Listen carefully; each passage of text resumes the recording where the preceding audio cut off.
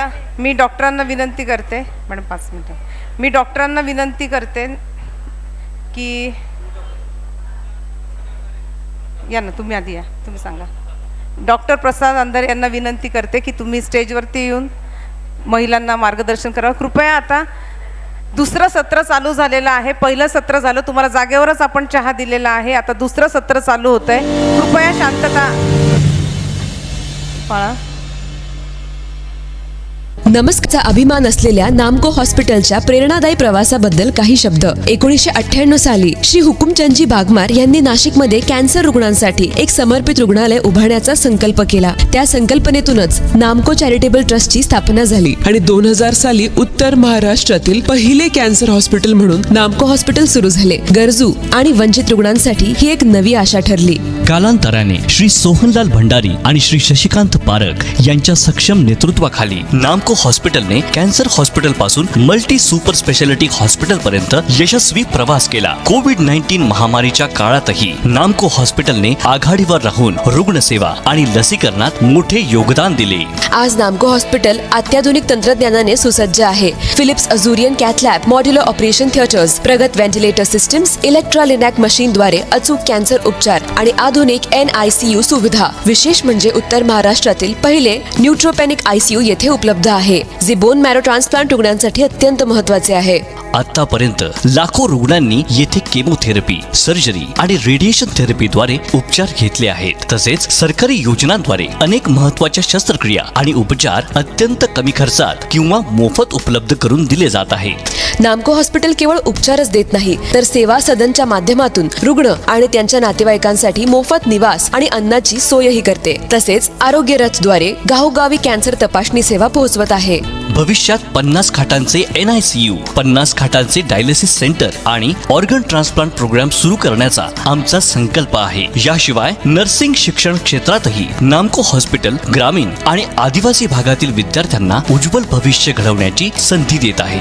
नामको हॉस्पिटल म्हणजे केवळ एक रुग्णालय नाही, ती आहे विश्वास, सेवा आणि जीवन वाचवण्याची एक अखंड धडपड. आपल्या सर्वांच्या सहकार्याने आणि CSR व देणग्यांच्या माध्यमातून आपण ही सेवा अधिक व्यापक करू शकतो. चला, या आरोग्य सेवेच्या महान कार्यात आपण ही सहभागी होऊया. धन्यवाद. हे बघा, आता या ना सर, डॉक्टर या. आपलं आता सेकंड सेशन चालू झालं आहे. पहिला सेशन इंट्रोडक्शन झालं आहे. कृपया गप्पा मारू नका, नंतर चवी घ्या. तो त्यांना सांगा शांत. टेस्ट वगैरे सगळ्या गोष्टी नंतर घ्या ना. आता तुम्ही खाता, बाकीच्यांनी बघायचं का तुमच्याकडे? त्याच्यामुळे थोडी शांतता. आपल्यासाठी कोणीतरी वेळ काढून आलेला आहे. यांचं सेशन झाल्यानंतर ज्या सरकारी योजना आहेत त्या सांगणार आहेत आणि त्याच्यानंतर तुम्हाला स्वतःचं मार्केटिंग कसं करायचं, गव्हर्नमेंटच्या काय स्कीम आहेत त्याचं लगेच सेशन होणार आहे. ह्या सगळ्या गोष्टी महत्त्वाच्या. आता सेकंड आपण सांगितल्याप्रमाणे 3 सेशनमधला कार्यक्रम. पहिलं सेशन इंट्रोडक्शन झालं आहे. दुसरं आता काहीतरी बौद्धिक गोष्टी घरी घेऊन जायचं आहे. त्यासाठी आपल्याला डॉक्टर मार्गदर्शन करणार आहे. सरकारी योजना त्याच्यासाठी मॅडम आणि सर मार्गदर्शन करणारे. महत्त्वाच्या गोष्टी आहे, कृपया हालचाल करू नका. खाण्याचे पदार्थ नंतर एक्सचेंज करायचे, नंतर आपण पुरेसा वेळ देणार आहे. आपापसात गप्पा मारू नका. इथून मला सगळं दिसतंय, कोण कोण गप्पा मारतं, कोण कोण काय करतंय ते. एकदा शूटिंगचं सगळ्यांकडे फिरवा बरं. सगळ्या लेडीज आल्या पाहिजे एकदम शांततेत, व्यवस्थित हे चालू असताना. सगळ्याजणी महिला टाळ्या वाजवा, म्हणजे जरा स्त्री शक्तीचा विजय असो. स्त्री शक्तीचा, स्त्री शक्तीचा, स्त्री शक्तीचा, स्त्री शक्तीचा, स्त्री शक्तीचा, स्त्री शक्तीचा. जरा हात वर करा, जरा उत्साह चांगले. तर स्त्री शक्तीचा, स्त्री शक्तीचा, स्त्री शक्तीचा, स्त्री शक्तीचा, स्त्री शक्तीचा, स्त्री शक्तीचा, स्त्री शक्तीचा. Very good. आता मी डॉक्टर आपल्याला मार्गदर्शन करते. नमस्कार, मी डॉक्टर प्रसाद अंधारे. मी कार्डिओलॉजिस्ट आहे. नामको हॉस्पिटल येथे काम करतो. आपण आत्ताच एक झलक पाहिली नामको हॉस्पिटलबद्दल. आपल्या सगळ्यांना माहीतच असेल, नामको हॉस्पिटलने खूप डेडिकेटेडली कॅन्सर रुग्णांसाठी खूप वर्षांपासून चांगली सुविधा आपल्या उत्तर महाराष्ट्रात प्रोव्हाइड केली आहे. आणि रिसेंटलीच काही अराऊंड 2 ते 3 वर्षांपासून कार्डियक फॅसिलिटी त्याचबरोबर बाकी सगळे पण डिपार्टमेंट नामको हॉस्पिटलला चालू झाले आहेत. कार्डियक डिपार्टमेंटमध्ये आमच्याकडे अँजिओग्राफी अँजिओप्लास्टी हे योजनेत पूर्णपणे फ्री ऑफ कॉस्ट होतात. त्याचबरोबर बायपास सर्जरी, लहान मुलांचे हृदयाचे विकार असलेल्या सर्जरी आणि पेसमेकरसारखे आधुनिक यंत्रणा असलेल्या गोष्टींचे पण सुविधा योजनेअंतर्गत फ्री ऑफ कॉस्ट होते. सो कार्डियक डिपार्टमेंटचं पूर्ण सांभाळ माझ्याकडे असतो आणि आम्ही कार्डियक डिपार्टमेंटला पुढे न्यावं आणि सगळ्या लोकांना त्याचा ह्या सुविधा कमीत कमी मूल्यामध्ये प्रोव्हाइड कराव्या म्हणून बऱ्याच नवीन स्कीम पण लॉन्च केल्या आहे ज्या आमचे संचालक इथे थोड्या वेळाने सांगतील. सो आज मला इथं बोलवल्याबद्दल खूप धन्यवाद. आणि मी महिलांमध्ये हृदयरोग कसा वाढत चालला आहे आणि लाईफस्टाईल मॅनेजमेंटचं काय इम्पॉर्टन्स आहे याबद्दल तुम्हाला थोडक्यात सांगणार आहे. ऑलरेडी खूप उशीर झाला आहे, मी तुमचा खूप वेळ घेणार नाही. सगळ्यांना बऱ्याच गोष्टी माहीतही आहे ज्या मी बोलणार आहेत, पण कसं असतं ते कळतं पण वळत नाही. आपल्या सगळ्यांना माहीत आहे की हेल्दी जेवण असायला पाहिजे, डेली एक्सरसाइज व्हायला पाहिजे, जेवणामध्ये काय गोष्टी टाळायला पाहिजे, पण कुठे ना कुठे या सगळ्या गोष्टींकडे आपलं दुर्लक्ष होत चाललं आहे.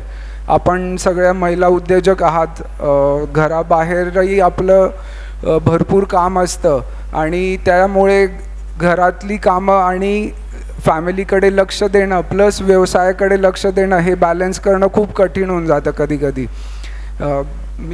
माझी वाईफ पण त्या येऊ नाही शकल्या आज, तर त्या आर्किटेक्ट आहेत आणि आम्ही रिसेंटली स्वतः जिम स्टार्ट केली आहे, फिटनेस क्लब स्टार्ट केला आहे. सो मला दिसतं की त्यांची पण किती धावपळ होते. सो आपण सगळे सेम लाईफस्टाईल सध्या जगतो आहे की सकाळी उठल्यावर घरच्यांचं लक्ष देणं, त्यांच्यासाठी जेवण तयार करणं, त्यांचं मुलांचे टिफिन रेडी करणं आणि मग पुढे व्यवसायासाठी स्वतःसाठी वेळ काढणं. पण या सगळ्यामध्ये कुठेतरी गडबड होते, ती म्हणजे आपण आपल्या आरोग्याकडे लक्ष देऊ नाही शकत आहे.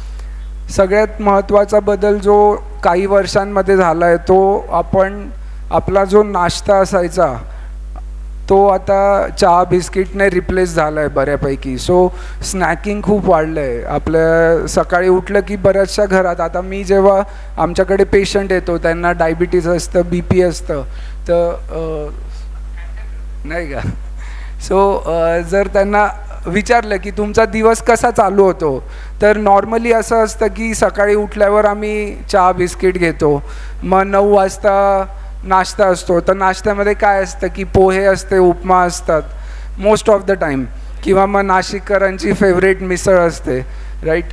सो मग त्याच्यानंतर काय करतात तर जे काही व्यावसायिक असतील तर डबा घेऊन जातात किंवा परत घरी येऊन जर घरी जेवणारे असतील तर जेवणामध्ये सुद्धा दुपारी वरण भात, पोळी भाजी, एखादी उसळ, हिरवे पालेभाजी, थोडंफार सॅलेड असं जेवण असतं.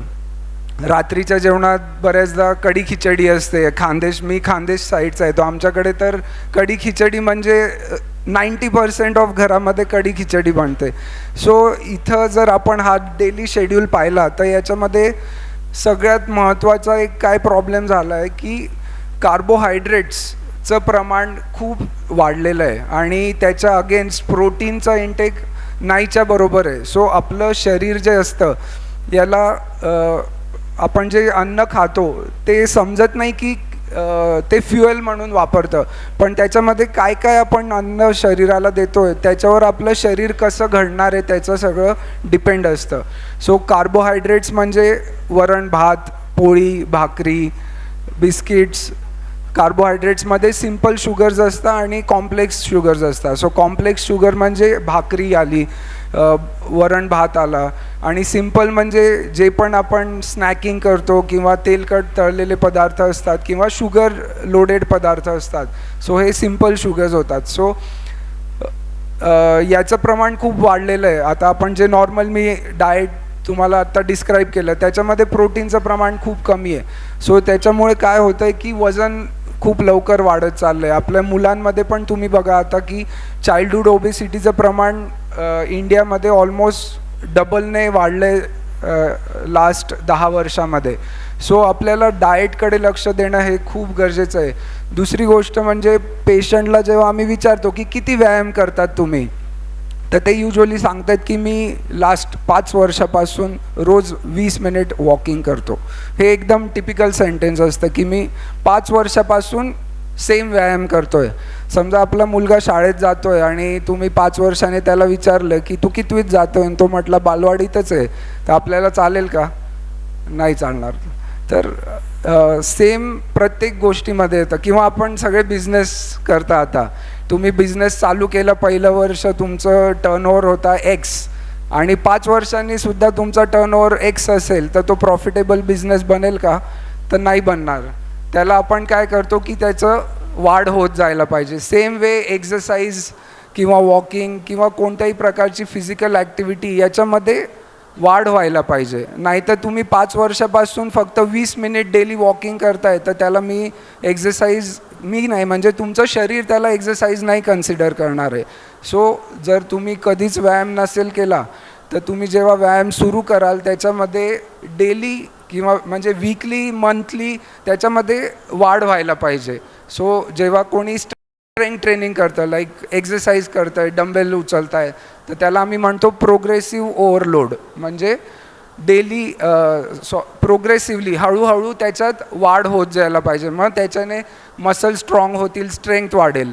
सो सेम वे तुम्ही जर एक्सरसाइज करत असाल तर त्याच्यामध्ये 2 गोष्टी व्हायला पाहिजे की प्रोग्रेसिव्हली इम्प्रूव्हमेंट व्हायला पाहिजे आणि दुसरी गोष्ट म्हणजे व्हेरिएशन व्हायला पाहिजे. तर आता बरेच लोक म्हणतात वॉकिंग एक्सरसाइज आहे का? सो मी म्हणेल वॉकिंग एक्सरसाइज नाही आहे. वॉकिंग आपल्याला पाय आपण चालणार आहे. इट्स लाईक मासा पाण्यात पोहतो आहे तर ती त्याच्यासाठी एक्सरसाइज नाही आहे. आपलं ते एक माध्यम आहे मूवमेंट करण्याचं.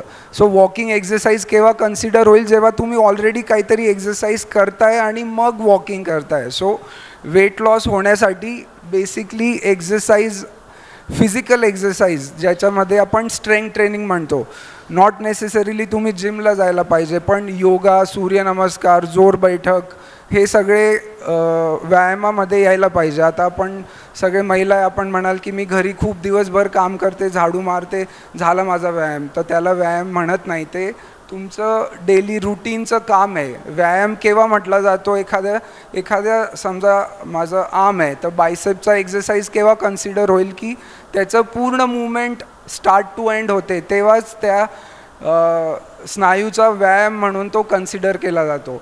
सो स्ट्रेंथ ट्रेनिंग ही खूप महत्त्वाची. आमच्या कार्डिओलॉजीमध्ये समजा आपल्याला आपलं हार्ट व्यवस्थित ठेवायचं आहे, हेल्दी ठेवायचं आहे, तर गाईडलाईन्स म्हणतात की ॲटलिस्ट 150 मिनिट एक्सरसाइज वीकली करायला पाहिजे. म्हणजे किती? 30 मिनिट एक्सरसाइज डेली 5 दिवसांसाठी तरी. त्याच्यापैकी 3 ते 4 सेशन स्ट्रेंथ ट्रेनिंगचे असायला पाहिजे. स्ट्रेंथ ट्रेनिंग म्हणजे ॲक्च्युली वेट ट्रेनिंग असायलाच पाहिजे, स्पेशली फिमेल्समध्ये. आता आपण मिडल एजमध्ये आपण पाहतो की 40 नंतर सगळे हार्मोनल प्रॉब्लेम्स चालू होतात. तुम्ही कॉमनली शब्द ऐकला असेल ऑस्टिओपोरोसिस. सो ऑस्टिओपोरोसिस म्हणजे काय की हाडं कमकुवत होणं. हा आजार महिलांमध्ये का होतो? कारण की there is no strength training. जेव्हा आपण खिळा ठोकतो तेव्हा तो आत जातो. सेम वे जेव्हा आपण एक्सरसाइज करतो, स्ट्रेंथ ट्रेनिंग करतो, तेव्हाच कॅल्शियम डिपॉझिशन बोन्समध्ये वाढतं. तुम्ही जस्ट आता घरी गेल्यावर गुगलवर सर्च करा ऑस्टिओपोरोटिक बोन्स किंवा ऑस्टिओपोरोसिस असलेली हाडं. आपल्यापैकी आय एम व्हेरी शुअर की 30 ते 40% महिलांना ऑस्टिओपोरोसिसचा ऑलरेडी आजार असणार आहे. आणि जेव्हा तुम्ही फक्त कॅल्शियमच्या गोळ्या खातात की हाडं स्ट्रॉंग होण्यासाठी डॉक्टरांनी गोळ्या दिल्या आहे आणि त्या मी रोज खातेत, पण जर एक्सरसाइज नसेल तर ते वापर करणारच नाही आहे ते कॅल्शियम तुमची हाडं. त्याच्यामुळे स्ट्रेंथ ट्रेनिंग ही खूप महत्त्वाची आहे.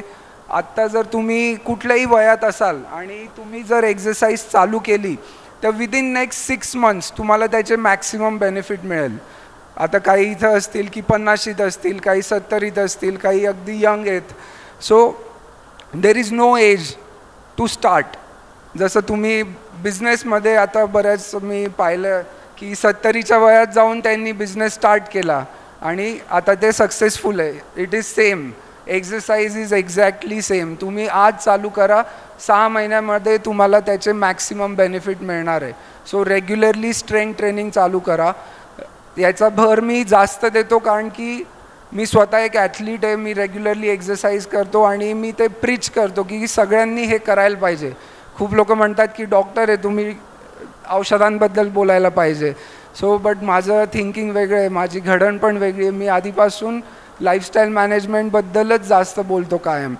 सो आता तुम्ही म्हणाल की मी आज एक्झरसाइज उद्यापासून चालू करणार आहे, तर एक्झॅक्टली काय करायला पाहिजे. So start with at least 15 minutes of workout. यूट्यूबवर टाका नो जम्प वर्कआउट किंवा घरगुती व्यायाम ज्याच्यामध्ये उडी नाही मारावी लागणार, त्याच्यापासून चालू करा. 1 आठवडा तुम्ही तो रोज करा. त्याच्यानंतर तुम्ही 15 मिनटाचे 20 मिनिट करा. सो रेग्युलरली जर तुम्ही असं टाईम वाढवत गेले तर डेफिनेटली तुमची स्ट्रेंथ वाढेल. जर तुम्हाला घरी अजून सुविधा असतील तर स्ट्रेच बँड किंवा एक्झरसाइज बँड असतो, तो एक जरी बँड आणला तुम्ही, त्याच्यावर तुम्ही कंप्लीट बॉडी एक्झरसाइज करू शकतात. जे पण जॉईंट पेन आहेत, आय एम व्हेरी शुअर की तुम्ही जर उद्यापासून एक्झरसाइज चालू केली, नेक्स्ट 6 महिन्यात ते जॉईंट पेन तुमचे पूर्णपणे बरे होतील कोणत्याही औषधांशिवाय, कारण की तुमच्या मसल स्ट्रॉंग होतील. So exercise is very important आणि इट गोज फॉर एव्हरीवन. तुमच्या फॅमिली मेंबरमधल्या प्रत्येकाला हा तुम्ही मेसेज द्यायला पाहिजे की आपण सगळ्यांनी मिळून एक्झरसाइज चालू करायला पाहिजे. Next important thing is sorry मी डाएटमधलं विसरलो की प्रोटीन इंटेक तुम्ही खूप वाढवायला पाहिजे.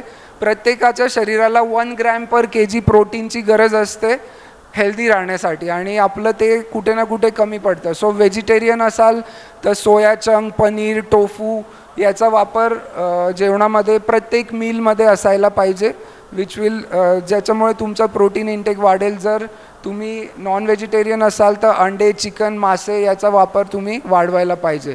सो प्रोटीन इंटेक वाढवा, रेग्युलर स्ट्रेंथ ट्रेनिंग वाढवा. घरात सगळ्यांना सगळ्यात महत्त्वाचं एक दुसरा म्हणजे पार्ट म्हणजे झोप. सो लास्ट काही दिवसांपासून झोप सगळ्यांची कमी झाली आहे because of reel, social media. So healthy लाईफस्टाईलमध्ये at least 6 to 7 hours of sleep is very important आणि आपल्या मुलांमध्ये सुद्धा आता ते खूप कमी होत चाललं आहे, तर याच्यावर पण आपण लक्ष ठेवणं खूप गरजेचं आहे. या सगळ्या गोष्टी जर आपण नीट फॉलो केला तर डेफिनेटली आपण आपलं हेल्थ इम्प्रूव्ह करू शकतो आणि आपलं हार्ट सुरळीत आणि हेल्दी ठेवू शकतो. आमच्याकडे नामकोला आम्ही एक हेल्दी हार्ट म्हणून पॅकेज चालू केलं आहे, ज्याच्यामध्ये 2D इको, स्ट्रेस टेस्ट आणि कार्डियक कन्सल्टेशन फक्त 999ला चालू केलं आहे आणि त्याच्याबद्दल आमचे सर थोडी माहिती देतीलच तुम्हाला आणि त्याचा तुम्ही सगळ्यांनी फायदा घ्यावा.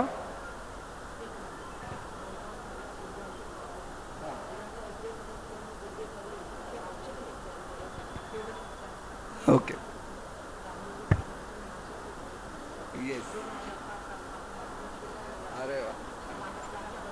मॅम म्हणतायत की गुडघ्यांचे आजार आहेत आणि एक्झरसाइज केल्याने ते बरे होतील की औषधांनी बरे होतील. सो औषधं तुमचं पेन कमी करू शकतं, पण औषधं तुमची स्ट्रेंथ नाही वाढू शकत. गुडघ्याचे आजार का होतात? बिकॉज मसल वेस्टिंग होतं आहे, कारण की तुमचे मसल्स ट्रेनिंग नाही आहे, त्याच्यामुळे मसल्स वीक होतात, त्याच्यामुळे गुडघ्यांमधले गॅप कमी होतो आणि हाडांवर हाड घासलं जातं आणि त्याच्यामुळे आर्थरायटिसचे आजार निर्माण होतात. सो सगळ्यात महत्त्वाचं, तुम्ही जर स्ट्रेंथ ट्रेनिंग, रेग्युलर स्ट्रेचिंग आणि एक्झरसाइज चालू केली तर तुम्ही ते पूर्णपणे बरे करू शकतात. मेडिसिन्सचा हातभार सगळ्या आजारांमध्ये असतोच, पण lifestyle management is the ultimate answer for any kind of disorder. Thank you. Thank you sir, तुम्ही खूप बहुमूल्य मार्गदर्शन केलं. मी प्रशांत आले यांना विनंती करते की सरांचं, योगेश कासार यांचा योगेश कासार आणि प्रशांत आले दोघं यावं आणि सरांचा सत्कार करावा, कारण आपण दररोज काय खातो, काय कसं असायला पाहिजे, खूप छान माहिती सांगितली. नामको हॉस्पिटलने आपल्याला जी मदत केलेली आहे आणि त्यांनी सगळ्यांचं ब्लड वगैरे आता रँडम शुगर चेक केलेली आहे, त्याबद्दल नामको हॉस्पिटलचे आभार. आणि एकदम रिझनेबल याच्यात आणि खूप चांगली ट्रीटमेंट नामको हॉस्पिटलला दिली जाते. सुरुवातीला मला वाटलं होतं की फक्त कॅन्सरसाठी आहे, कारण नाव त्याचं नामको कॅन्सर हॉस्पिटल होतं, पण बाकीच्या पण सगळ्या सोयी आम्ही एकदा व्हिजिट केली आहे आणि खूप छान त्यांनी हे केलं. आता याच्यानंतर 2 मिनटामध्ये तुळापूरकर सर आपल्याला माहिती सांगत आहेत. सगळ्यांना नमस्कार. खरं तिथे बसून मला कळत नव्हतं की काय आहे म्हणून, पण वरतून नाशिक सुंदर पण दिसतं आहे आणि खूप कॉन्फिडेंट पण दिसतं आहे. जे जागर झाला होता की श्री शक्तीचा विजय असो, तर तेच मी म्हणेल. आणि एक सशक्त नारी, एक सशक्त देश, एक चांगलं घर निर्माण करू शकते, यामध्ये काही डाऊटच नाही. गेल्या मार्चमध्ये 4 तारखेला जागतिक म्हणजे सर्वायकल कॅन्सर अवेअरनेस वीक होता आणि त्याचं वॅक्सिनेशन अवेलेबल आहे. मला खूप प्राऊडली सांगावं वाटतं की आम्ही वॅक्सिन विकत नाही, पण फक्त आम्ही अवेअरनेस इतका चांगला केला की त्या अवेअरनेसमुळे म्हणजे नाशिकमधून सुरू झालं आणि मग ते सगळीकडे गेलं आणि ते वॅक्सिन आता गव्हर्नमेंट फ्री ऑफ कॉस्ट 9 ते 14 वर्षाच्या विद्यार्थिनींसाठी किंवा मुलींसाठी उपलब्ध करून देते आहे. आता मला तुम्हाला एक प्रश्न विचारायचा आहे की तुमच्या हक्काचं काय आहे. जर कधी आपण म्हणणार की माझे मुलं बाळं, आई वडील, बहीण भाऊ, तर कोणीच नाही. तुमच्या हक्काचं काय असेल तर तुमचं शरीर आहे. आणि ते शरीर जर कधी चांगलं असलं तर आपण चांगलं आयुष्य जगू शकतो. दुसरी एक गोष्ट, एखादा व्यक्ती श्रीमंत आहे. आपल्याकडे मी इथं बऱ्याच जणांना ऐकलं आणि बरेच जण अप्पर मिडल क्लासमधून वाटले. श्रीमंत माणूस गरीब होण्याचे बरीच कारणं आहेत. त्याच्यापैकी एक कारण जे आहे ना, ते हेल्थ आहे. म्हणजे रिटायरमेंटपर्यंतच जमा केलेला सगळा पैसा त्यानंतरून ज्या झालेल्या आरोग्याच्या व्याधी आहे त्याच्यामध्ये सगळ्या घातल्या जातात. आणि अल्टिमेटली म्हणजे मी माझ्या 25-26 वर्षाच्या करिअरमध्ये एक बघितलेलं आहे की आईवडील जे आता तुमच्यातले जे सगळे आईवडील आहेत, जस्ट इमॅजिन करा की आपल्या मुलांसाठी काही लागणार असेल तर आपण कधीच प्रॅक्टिकल होणार नाही.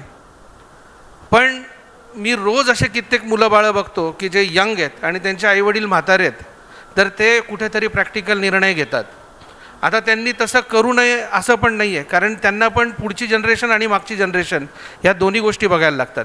तर आता तृप्तीदानचं खरं तर खूप कौतुक, आभार. त्यांनी मला सांगितलं की गव्हर्नमेंटच्या काय योजना आहेत. आता ह्या सगळ्या योजना ज्या आहेत ते नामको हॉस्पिटलमध्ये आहे. तुमच्यापैकी किती लोकांकडे आधार कार्ड आहे तर सगळ्यांकडे असणार.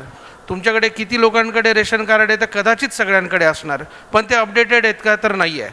तुमच्याकडे किती लोकांकडे आयुष्यमान कार्ड आहे माहिती नाही. तुम्ही कोणीतरी इथे LICबद्दल पण बोललो, कोणी सांगितलं की मी सगळे दर्द काढू शकते पण दिल का दर्द नाही काढू शकत. तर हे जे दिल का दर्द असेल किंवा इतर दर्द आहे, हे करण्यासाठी किंवा ते ट्रीट करण्यासाठी कोणाला तरी पैसा द्यावा लागणार आहे. तो पैसा आयदर तुम्ही देणार आहे किंवा इन्शुरन्स कंपनी देणार आहे, तर गव्हर्नमेंट देणार आहे.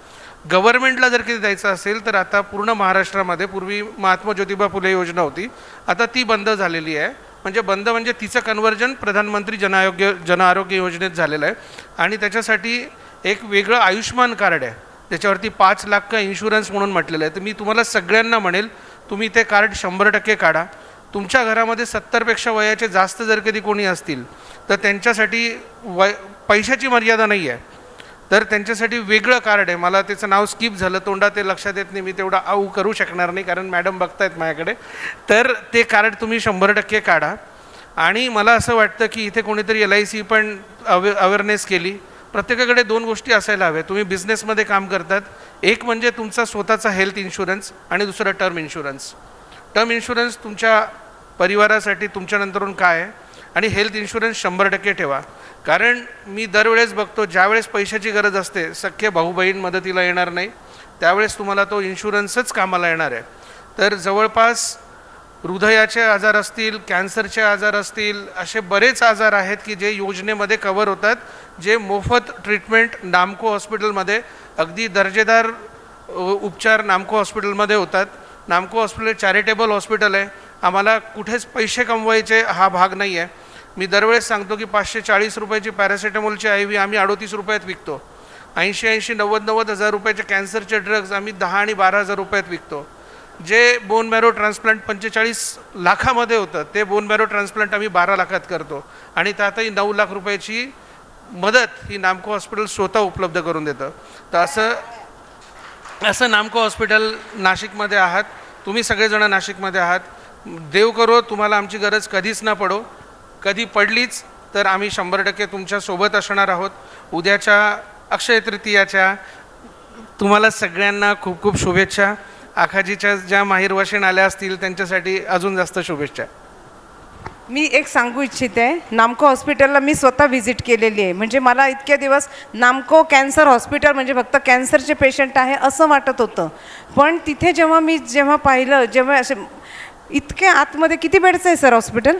200 बेडचं हॉस्पिटल आहे. सगळे तज्ज्ञ डॉक्टर आहेत, अत्यंत स्वच्छता आहे, सगळ्यात महत्त्वाचं रिझनेबल रेटमध्ये आणि अत्याधुनिक सगळे मशीन आहेत आणि व्यवस्थित लक्ष दिलं जातं. नंतर आपण जे पेशंटबरोबर जे नातेवाईक येतात त्यांना राहण्यासाठी पूर्ण एक बिल्डिंग आहे, त्याचेही चार्जेस घेतले जात नाही. तिथे जेवणाची सोय मी स्वतःच्या डोळ्याने व्हिजिट केलं आहे. खरंच खूप छान नामको हॉस्पिटल काम करतं आहे. सर तुमचं मनापासून आभार की तुम्ही इथे आलात आणि आम्हाला बहुमूल्य मार्गदर्शन केलं. थँक्यू. आता याच्या